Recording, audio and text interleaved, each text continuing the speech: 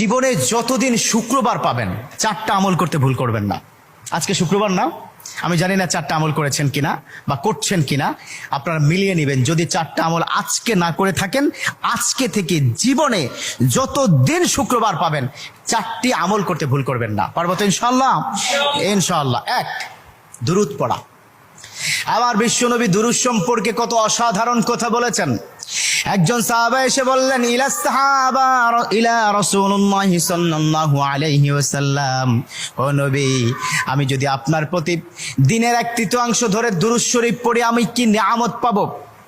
বিশ্বনবী বললেন, তুমি যদি দিনের 1/3 ধরে আমার প্রতি দুরূদ শরীফ পড়ো তোমার জন্য বিশাল উপকার হবে, আরো বাড়িয়ে পড়লে তোমার জন্য আরো ভালো হবে। সাহাবা মহা খুশি হয়ে গেলেন, ইয়া রাসূলুল্লাহ, আমি দিনের অর্ধেক সময় জুড়ে যদি আপনার প্রতি দুরূদ শরীফ পড়ি তাহলে কি হবে?